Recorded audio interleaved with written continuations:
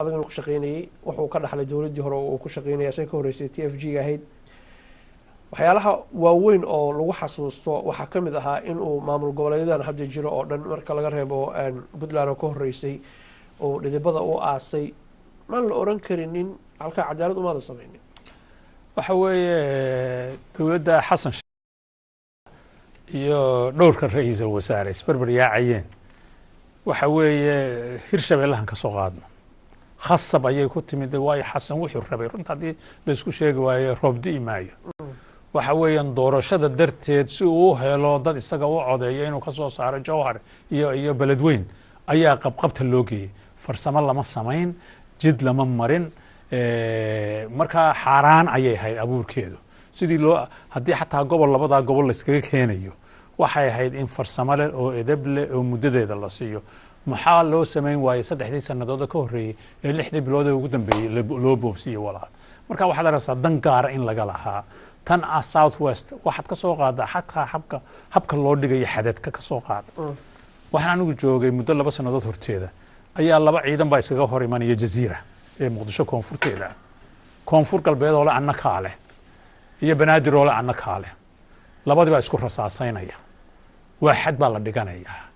marka haday dowladda Xasan Sheekh iyo kuwa la caana maale gobolka joogay haday dan ka leeyihiin horta dhulka ciidamada lama keeneen ilaan wali xadadkii lama wadhigin oo hataa waxa jira gudi loo saaray in xadadka ka soo taliyaan lama dhigin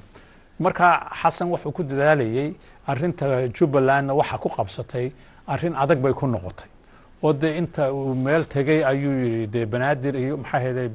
beledweyniyana ha socdaan kismaayana ma soconayso marka dadka waxa loo qaato waad garanaysaa tafaasiirtii Soomaalida la oranayo war ninku hawiyahana waxba u dhisaya daaroodkii iyo dadkii kale la caana maale gobolka deganaana waxba dib looga qabanaya ayaa hoosta xurgufta marka in tan la iska aamusiyo ayay noqotay laakiin se wax iimaan iyo islaamnimo iyo Soomaalinimo iyo yadab ku dhisan midnaba ma ahayn walaal dhinaca kale ka eeg inkastoo Xasan Sheekh Maxamuud uusan la joogin hadda hadaysan dhisnaan lahayn maamul goboleedyada hadda jira iyo inay dhisnaadaan oo meesha hadda ay marayaan ay maraan keeba kula haboon adiga waxa weeye su'aashu taama waxa weeyaan kuwa sidan iyo sidan hay imika u dhisan yihiin iyo la'aantoodun maaha fursadaha aynu haysanaa waxa weeyaan maalan inta la dhaho 18 gobol ayuu siyaad barre ka tagay ya 18 haddaad imika aragtid gobolka Puntland imisa gobol ayaa ka sii samaysmay Puntland halkay 2 gobol ka ahaan jirtay markii siyaad barre joogay imika waa 9 waaye waqooyi halkay ka ahaan jirtay 5 ya waxay marayaan 14 bay marayaan marka mid walba koro ayaa ka hoos kacasa waxana wada waxa weeyaan annagu hadaan reer hebel nahay qabqablayaasha reer hebel ma dadka masaakiinta qabqablayaasha meel annaguna waxaan ku qaraabano waa inaanu helnaa marka ma aha fursad aynu haysanaa ma aha kuwan iyo la'aantoodun ma aha siyaabo kale ayaa loo keeni lahaa farsamo kale oo hadii dad iimaan leh oo aan siyaasiin ahayn loo diro oo la yiraahdo bal ka soo taliyo goboladaas oo dhan ka wada yimid 18 waxaan qabaa in wax dhaama la heli lahaa laakiin se fursad lama siina kuwa siyaasiyiinta xamar degan ee madaxda sheeganayay ayaa doonay waxaan inay ku qaraabtaan taas ayaana keentay walaal goboladahan ka hadlano hagaag waxaan jeclaynaa hoos ka xariiqo anoo professorku mahad celinayay ra'yigiisaba in gacan rimis lagu dhaliyo Hirshabeelle ama soo xaraan ku yimid TV Universal ma xaqiijin karo laakiin professorka ra'yigiisa waa u deynayna xaq wada u leeyahay idinkuna kiina xaq waa u leeyihiin hagaag professor haddii aan arintaas halkaas uga gudubno telefono badan way ku sugayaan dhawaan waxaa ka dhacday degmo yara ama tuulo yar oo la yiraahdo Bariire in dad Soomaaliyeed askar Soomaaliyeed iyo ciidamo Mareykan ah waa si hadalka loo dhigay ay ku laayeen shicib Soomaaliyeed oo caruur ay ka mid tahay nasiib darro dabadeedna dowladda Soomaaliya ee dhexe wasiirro ka tirsan iyo saraakiil sarsare ayaa markiiba social media la aaday inay warar kala duwan oo iskhilaafsan ay ummadda u sheegaan sidee u aragtaa inay dowladdu 10 qof 5 qof 3 qof 4 qof oo xilal waaweyn oo haya kamid yahay wasiirka warfaafinta kamid yahay wasiirka arrimaha dibadda iyo qolyaha difaaca ay kamid yihiin ay hadallo kala duwan oo iskhilaafsan ay ummadda u sheegaan oo isdhexyaacaya sidee u aragtaa sidee looga hortagi karaa waxa sokonaysa dib u soo noqon markaad dhinacaaga adigoo aqoontaada aragtidaada ka eegtid walaal cabdulxaafid arrinta ah hirshabeelle in mid aan gacan kurimis lagu samayn ma ayan jiro xataa puntland marka dib ugu noqoto arrintii cabdilaahi yuusuf iyo maxamed abshir muuse iyo ay isku qabsan jireen ay arrintaas ahayd marka gooni ahaan uma saari karno hirshabeelle waa tii laysku hayey ma 6 gobol bay noqonaysaa koonfur galbeed mise 3 gobol bay noqonaysaa jubbaland wixii ka socday waan garanaynaa mid jid islaamnimo iyo soomaalinimo iyo xalaalnimo ku soo baxday ma jirto taasi marka taa halkaan dhigno arrintan bariira ka dhacday waa arrin naxdin leh wararkuna way istarayaan oo qaar baa kooranaya waxbaa ka jira maraykanku hore ugu sheegay dowladda soomaalida inay halkaasi waxaasi joogaan iyaguna ummadda umay sheegin taasi dee dowladda iyo maraykanka ka dhexaysa mana ogin inaku laakiinse haddii dad soomaaliyeed oo weliba dumar iyo caruurihii ku dhinteen waa jariimo waaye maana markii ugu horreysay jariimo caynkaasi waddanka ka dhacday ama meelayooga lagula dagaalamayo qolooyinka argagixisada lagu sheego maaha markii ugu horreysay waxaa jira buug la dhaho c i a da laga qoray oo xataa nin maraykan intuu muqdisho tegay oo amurahan oo dhan soo eegay ya oo dirty war la dhaho dagaalka wasakhda ah markaa dadkii ugu horreysay maaha dee waxaa ka mid ahaa dadkii la garaacayay axmed madoobe waa kii ku dhaawacmayey markii maxaakiimta la garaacayay kismaayo garabkeega markaas waxay ila tahay taasi waa in laba guro oo ciddii dembigaa ka dambeysay waa in lasoo helo maraykanku hadduu isagu de markaa wax aan jirin abuuray si dad loo laayana waa in isagana lala xisaabtamaa soo maad garan haddii hay jiraanna dee ha la soo caddeeyo si xalaala ummadda ha loogu soo bandhigo tan wasiirro kala hadlaya horta waxaa la yidhaahaa dowladdu waa inay waxaa qabataa waa inay waxaa qabataa markaad wasaaradaha tagtid cabdilxaafido walaal waxaad arkaysaa wasiir baa jira wasiir ku-xigeen baa jira wasiiru dawlaa jira dee waxaa jira agaasimo guud iyo wax baa jira wax farsamo hoos yaalla intooda badan ma jiro waayo abadan markaa dowladda waxaa awoodda siiya waxa weeyaan institutionka ama arkaanta bureaucracyga la dhaho weeye bureaucracy kuu dhisan ama ha noqoto xafiiska madaxweynaha ama ka wasiirka amuuraha dibadda ama ka ra-iisul wasaaraha awood dhisan walaal ma jirto xasan sheekhna may dhisnayn maantana ma dhisna marka haddii la doonayo inay wax qabato waa inta horta arkaanta la dhisaa taasi waa ta koobaad weeye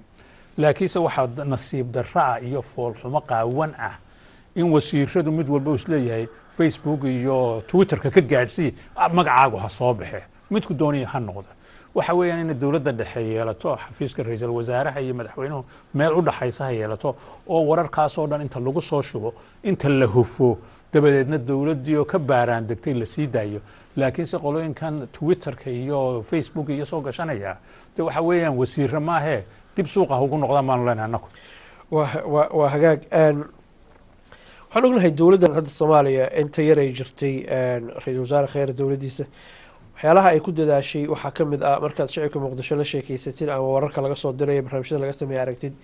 in muqdisho ay soo roonaanayso xagga amnigeeda oo hubkii lala dhexyaacayay iyo waxaa la joojiyey maxaad kaloo isleedahay dowladdu way u baahan tahay inay qabato ciidan weyn inta laga dhisayo iftiinkaa yar iyo caasimadda qaranka soomaaliya muraayaddii ummaddu iska eegeysa yahay inay meeshay maanta joogto kasii ficnaato la gudbo dowladda soomaaliya horta waa su-aal adag baaraandeg gaarana u baahan weeye bishii han xamar joogay laba wax baad arkaysay waxaad arkaysay dadku waa soomaalidu waa abudacaaye waayo waad garanaysaa waxbay arki hadday soomaalidu wax number 1 ku yihiin ya waxa weeyaan curista iyo hadalka kolkaaba ku dhaji way markaa dowladda cusub waxay u bixiyeen Republic of Maka Mukarrama jumhuuriyadda Maka Mukarrama maaha jumhuuriyadda Soomaaliya ma dadka dacaydeynaya anigoo dad la socda la ii sheegay markaasaan ku yidhi maxaad uga jeedaa waxa looga jeedaa waxa weeye iyagoo halkan bay maraan Maka Mukarramay maraan meelaha kale ma maraan meeshaasi awal may jiri jirin jidadka kuwan waxaan lagu gooyo fara badan may jiri jirin kuwan ibtilada reer calad madoobana halkaasay soo abaaraan oo beegsadaan meelaygoo qarxiyaan 90% waa halkaa weeyaan marka labadoodiiba meeshii isugu yimaadeen marka meeshii dawladdu ka shaqaysaabay dadku ku leeyihiin markay leeyihiin Republic of Maka Mukarrama waa meesha la isku haysto waayo laakiinse waxaad arkaysaa ciidamo dadaalaya oon mushahaar waxoogaa waa la siiyaa wax ku filan se lama siiyo qolooyinka baarlamaanka $3,000 baa la siiya anigu waxaan odhan lahaa mid walba 1,000 ha laga gooyo ya 1,000 kolkaad ku dhufatid 300 qof waxa 300,000 waaye ya lacag badan baa askarta ku soo baxaysa oo markaa askariga ugu liito waa in $200 la siiya soo maad garan haddaad maalan jidadka dhaaftid kan warshadaha iyo kan soddonka iyo xagga haddaad dhaaftidna cid kalaa xukumata waan soo maray dhulkaasi cid kale ayaa xukumata laakiinse dowladdu way dadaalaysaa waa run oo waxa weeyaan hubkii badnaa lala dhex mari jiray waa laga qaaday dowladduna doodeedu waxay tahay in bahalahan la dhisay iyo jidadkan la xidhxidhay dadka mudaaharaad ka dhigeen dadkan bahashan yar wataa mootada wataa dhugdhugleyda wataa waxay ka cabaadayaan jidadkii aanu quruska ka qaadanaa lanaga xidhay dowladdiina waxay leedahay dhulkan waa dhulka lasoo marayo ee jidkan lagu qarxinayo ummadda lagu leynayo marka labaduba waxay leeyihiin xaq bay leeyihiin marka istixgelin waxa weeyaan sidii markaa dadkana quruskooga hay usoo heli lahaayeen dowladduna hay uga hortegi lahayd laakiinse siday dowladdu uga adkaanaysaa qolooyinkan reer calal madoobe reer calal madoobe waxaan oola jeedaa al-shabaab hade calanka alla madoob yahay moogtahay anu waxaan moodi jiray calanka dadku walaal qoys cusub soo baxay oo inta la qabsado waxa weeye calanka muslimka waxaan moodi jiray calan cagaaran inuu yahay kan madoobe wuu nagu cusubay markaa reer calal madoobaan anigu bixiyey waxa weeye sida qura ah runtii looga adkaan karay xamarna loo sugi karaa inta la sugayo ciidan soomaaliyeed inay yimaado in degmo kastaba 5 block 5 sekadood loo gooyo sida loogu goonaya waxa weeyaan intii jaara iyaga is wada garanaya in intaasi la isku xidho aaminaadooda la dhiso la maalgeliyo Ethiopia sida uga adkaatay waayo waagii hore kuwii ku kacsanaa Cuba waa sida uga adkaatay Vietnam waa sida uga adkaatay Mozambique waa sida uga adkaatay shicibku inay noqdaan dhagihii dowladda iyo muruqii dowladda inay noqdaan inta ciidan la helayo laakiinse inta Facebook la iska daawanayo saaxiibaday Facebook ama kuwa wasiirada noqday ama kuwa madaxweynayaasha dhamaantood wada saaxiibaan ahaan jiray inta iska daawanayaan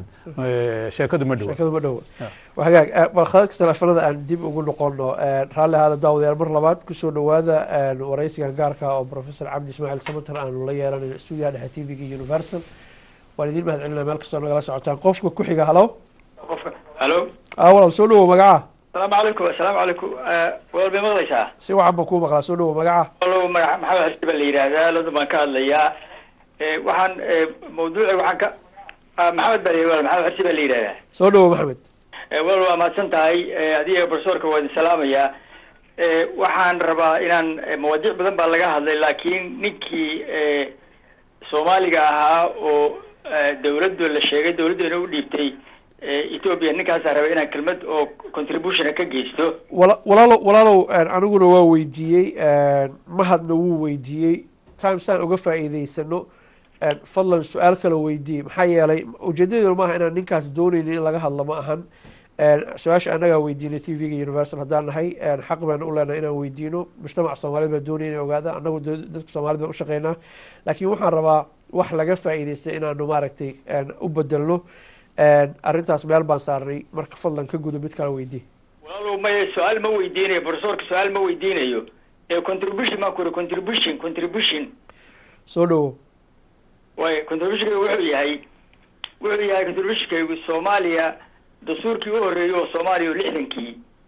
waxa ku qornaa qof kasta oo Soomaaliya aabihi hooyada Soomaaliya yahay oo markaas ay to haduu yahay Soomaalida Ethiopia haysato Soomaalida Djibouti markaas ay wali dawlad qaadan midda dawladda Kenya oo maartay NFD iyo Soomaaliya oo inuu qofkaasi Soomaali yahay caasimada Soomaaliya markuu yimaadana waxa loo dhaqmayo qof Soomaaliya oo isla markiiba ID-giisa iyo aqoonsigiisa hore laga siinay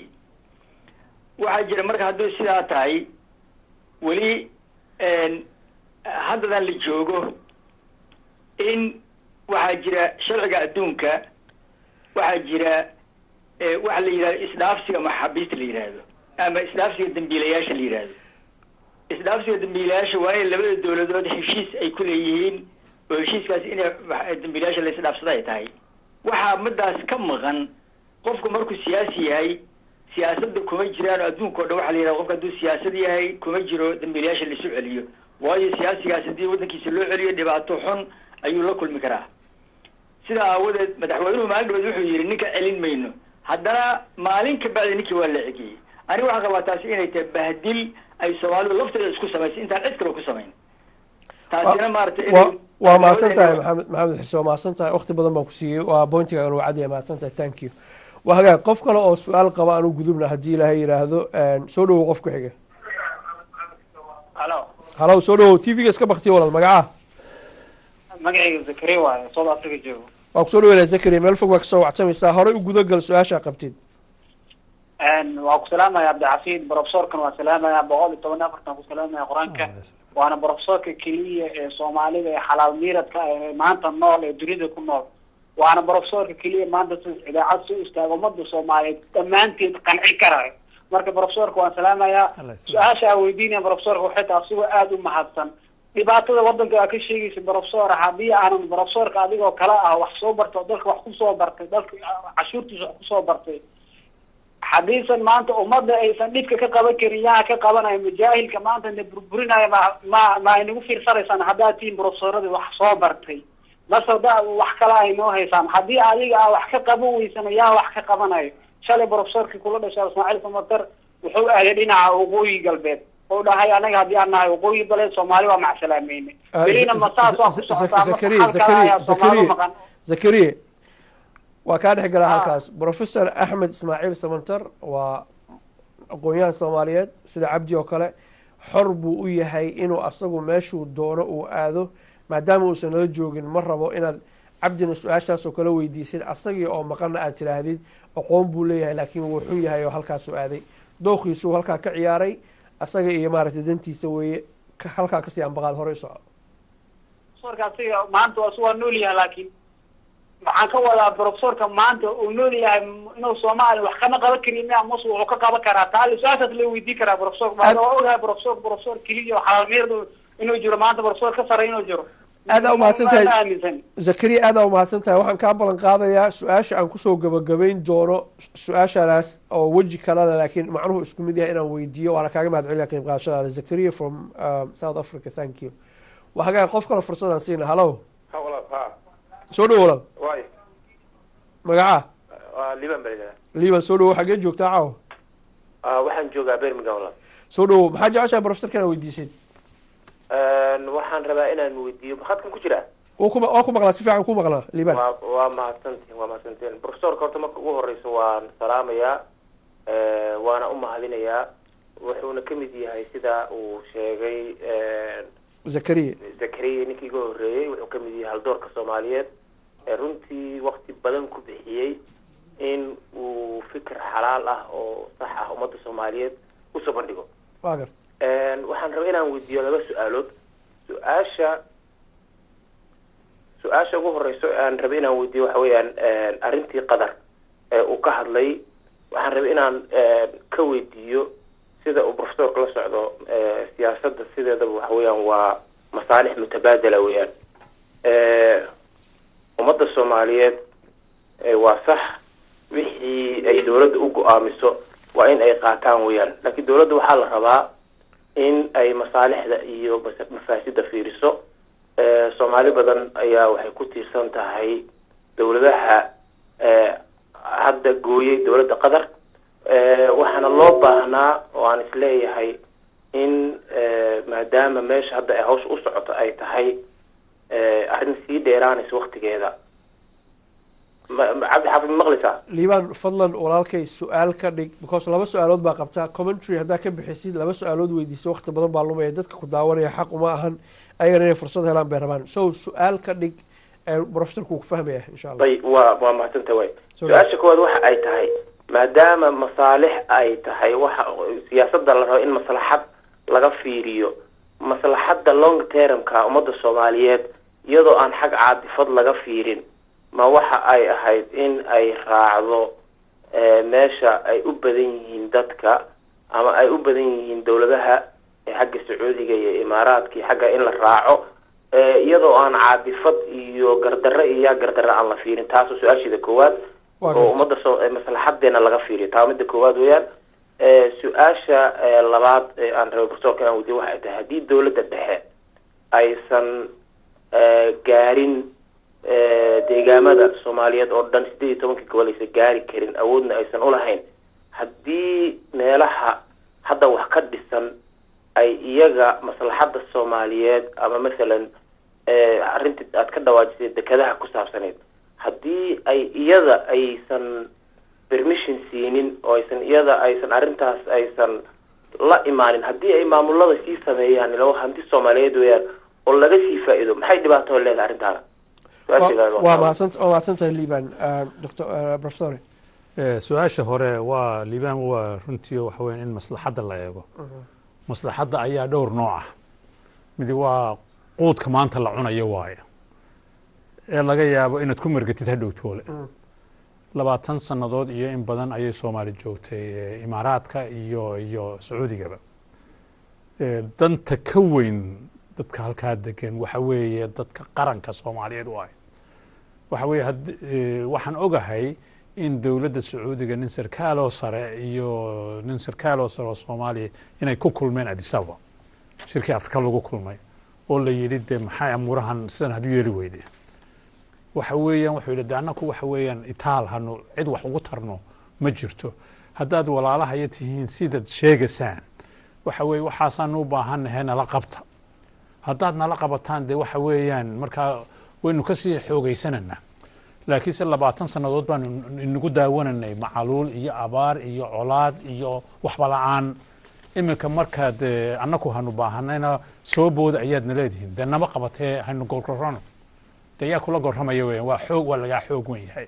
marka waa runtii oo inta dadkan danta leega waayo, laakiinse dadka danta maanta joogtaa waxaa laga yaabaa danta berri toole inay carqalad ku noqoto. marka labadaba waa in laga fiirsaa. tii ahayd dekedaha in la dhiso, wax allaaliya waxaan ka qabaa in dekedaha la dhiso ma jiro, laakiinse waa jidkii loo marayay ayaan kii saxda ahayn. marka berbera in la dhiso, airportka dekeda berbera in la dhiso, airportka Kismaayo in la dhiso, dekeda Kismaayo in la dhiso, waa xaq weeyaan in la wada dhiso. laakiinse lagu heshiiyo sharci iyo jidkii loo mari lahaa. iminka waxa weeyaan mid walba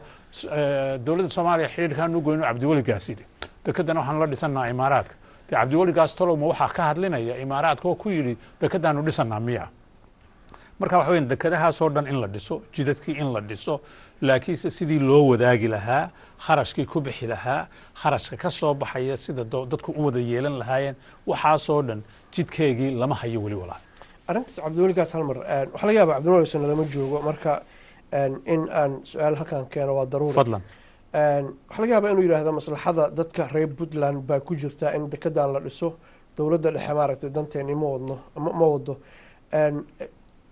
sharciga dastuurka Soomaaliya u yaala muusan ka hor imaanayn markuu saa u hadlo.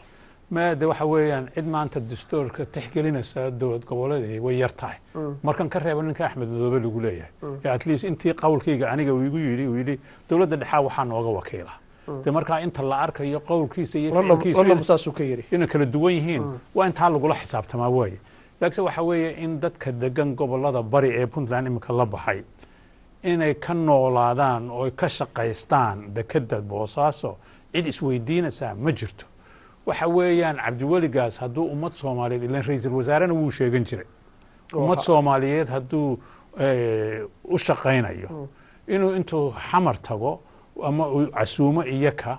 uu ku yidhaaho arrintan baanu doonanaa, nala qabta sidii sharcigu ahaa inakoo wada soconna hanu samayno. hal xalaalayaa leedahay, hal xalaalayo. haddii aan la xalaalaynayn waxa weeye maalin kalena waxaa la odhanayaa Ethiopia haddaad tagtiin goboladeeda oo jijiga tagtiin qabaayil bay ka wada dhisan yihiin, waxba kuma jabna. de waxaan u sheegay qolooyinka caynkaale aan Ethiopia waan ka soo shaqeeyay, waxna waan ka soo qoray. madaxweyne goboleed oo reer jigjiga ah oo ina dawladda dhexe dhabarka ka taaban in isaga la doorto maba jirtaba. 5 madaxweyne ayaan jeelka jigjiga uga tagay waagan Ethiopia tagi kari jiray. marka waxa weeye dawladda dhexe Ethiopia markay hindhisto goboladeedu TB bay qaadan walaal.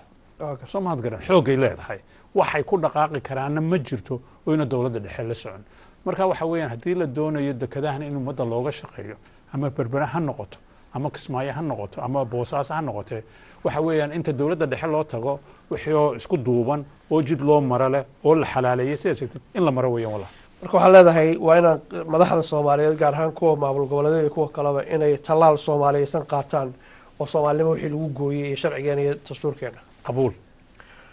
ku mahad celinaya professor khadka telefoonada dan dib mar kale ugu noqono halow may maqashaa walaal soo dhow walaal magaca cabdixakiin maxamed cabdiraxmaan jamaal ligasax maxaa lagu yihahdaa walaal maxamed cabdiraxmaan jamaal maxamed soo dhow maxamed cabdiraxmaan mahadsantaha cabdixafiid professorka sidoo kale silaa umad celinaya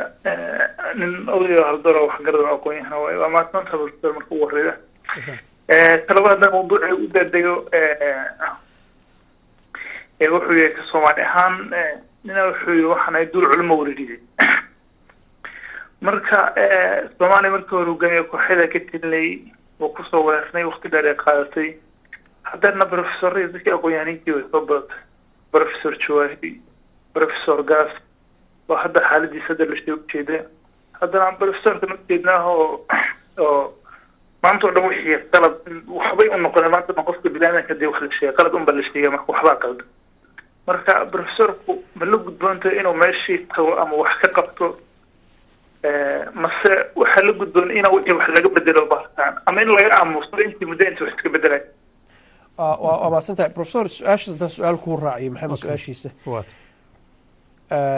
dalkeenu waa burbursan yahay dagaal iyo dhibaato badan buu soo maray markaan professor maqalno waxaan mararka qaarkood isna idhaahnaa magickiiga ninkaana haya inaad wax walba ka qabataan oo kala furtaan professor fara badan baa jira gaas baa kamid a jawaari baa kamid a kuwo kaloo fara badan baa jira oo hadda aan halkan ku xusanin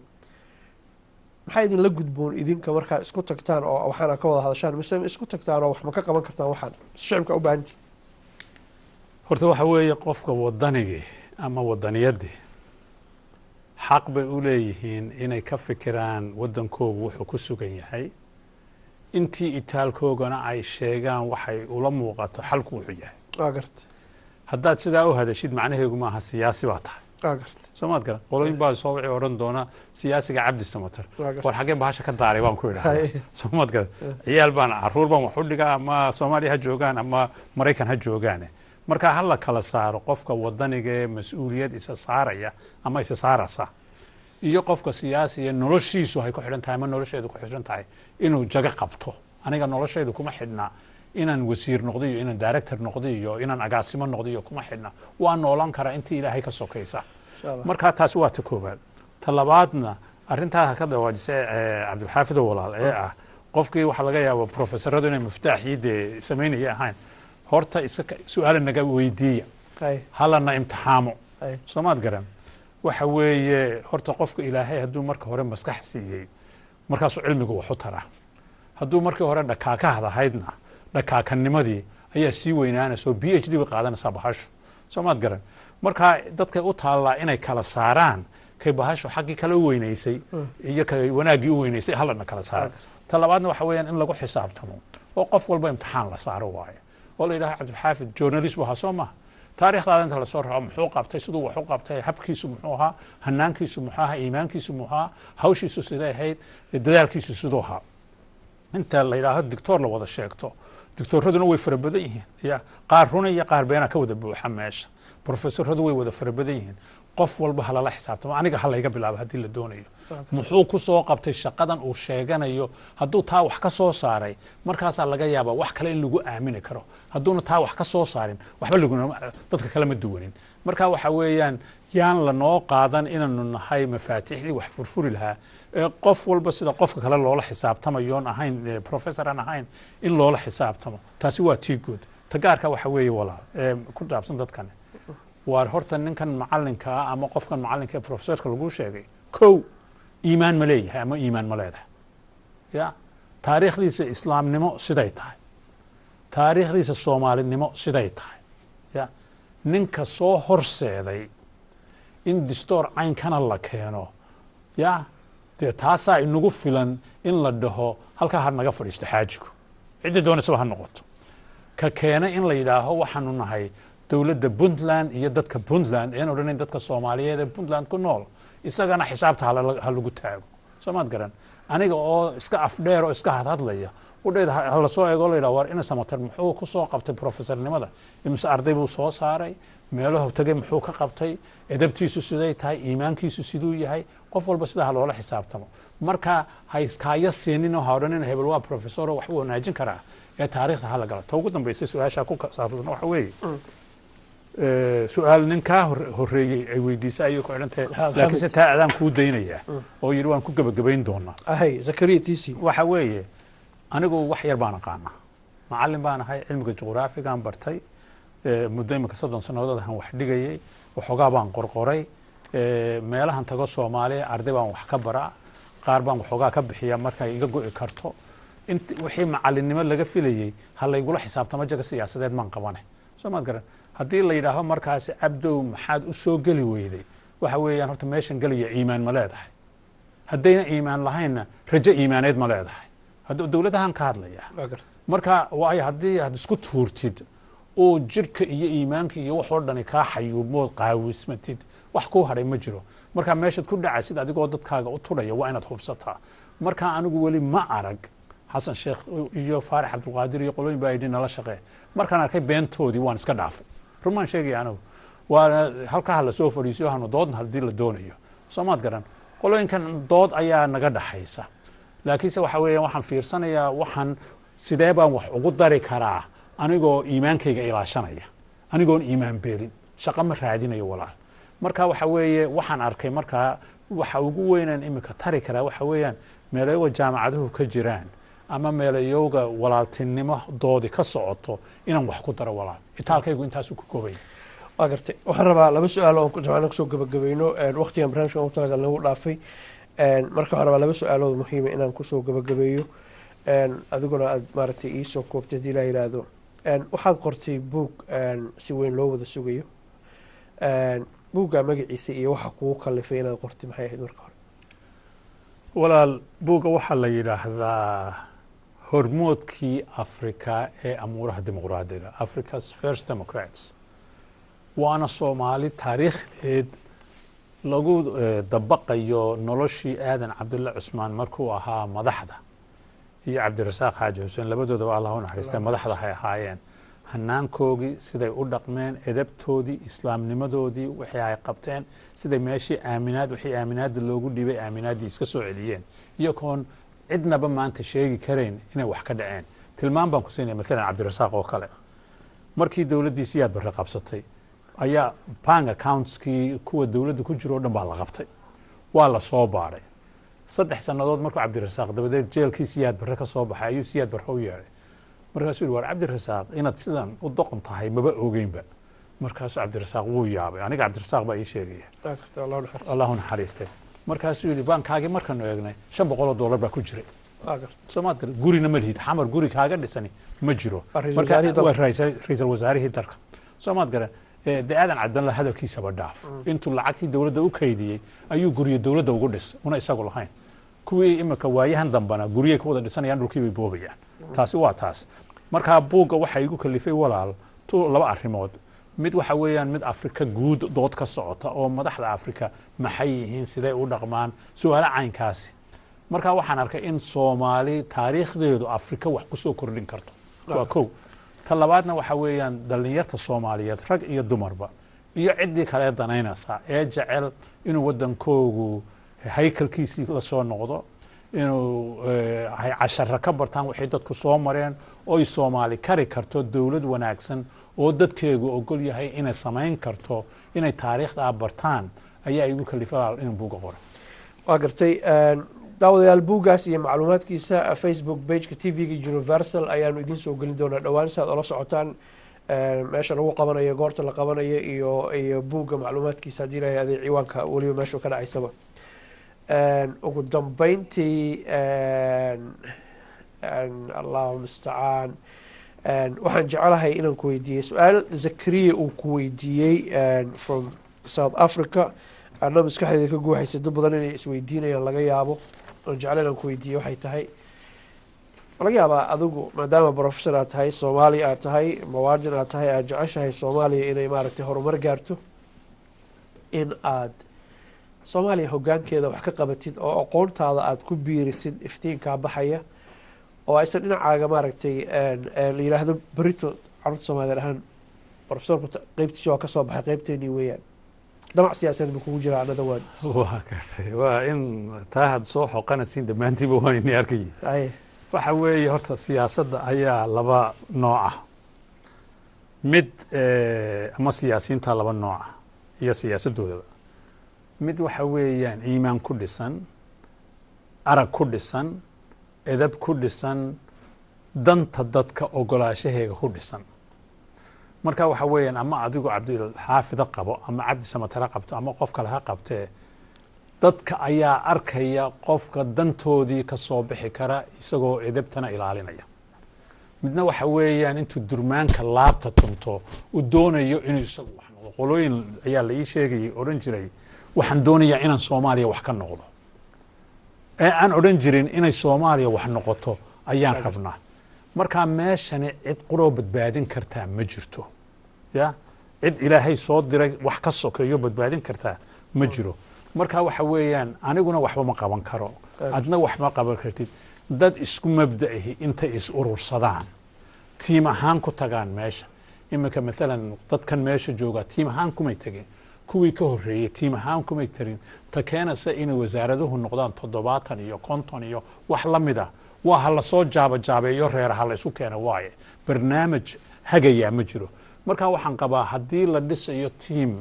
edeb iyo iimaan iyo islaamnimo iyo soomaalinimo iyo karti iyo dan ummadeed ku dhisan oo la yidhaaha cabdow tiimkaa ka mid noqo wax allaaliya waxaan ka qabaa ma jirto laakiinse cabdi samatar baan ahayoo madaxweynaan doonayaa inaan noqdo ama ra-iisul wasaaraan doonayaa inaan noqdo si aan soomaaliya wax uga noqdo anigu waxaan rabaa soomaaliya inay wax noqoto walaal aad iyo aad baan professor kugu mahad celinayaa ka qayb qaadashada barnaamijkan waxaan jeclahay in intaan kusoo gabagabeeyo aad baan kugu mahad celinayaa allah ku karaameeyo dhammaanteen bula shukran jaziilan waa hagaag daawadayaal waxaan jeclahay inaan intaan kusoo gabagabayno barnaamijkii laakiin waxaan rabaa ogeysiis yara haddii ilaah yidhaahdo in aan ka hormariyo oo hadda lai dhiibay buugga professorka uu soo bandhigayo bandhiga buugga professorka uu qoro ka sheekeeyey jaamacadda Swiss ayaa lagu qabanayaa berrito oo jamco ah haddii ilaahay yidhaahdo marka laba ciidood weeye berrito waa ciidda weyn iyo fiidkii oo professorka Selisan 5:00 ilaa 7:00 haddii ilaahay yidhaahdo ayaa lagu qabanayaa hawdayma la-aanina insha allahu tacaala waa hagaag taas weeyaan waxaan jeclahay inuu mahad celiyo dhowr qof oo muhiim ah Dr. Idil Cusmaan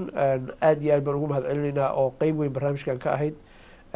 inay maaragtay uu caawa suurtagal ilaahay ka sokoo sidoo kale soo saaraha barnaamijka ayaan u mahad celinayaa Cabdulla Mudhir Cabdixakiim Fiqi ayaa stuudiyaha nala joogay waxaa kaloo nala joogto weliba gabar yar oo professorka oo dhalay oo iyadoo halkan joogta oo xishoonaysa inay noo soo gasho ayadana waxaan u rajeynaynaa guul iyo gobonnimo anigoo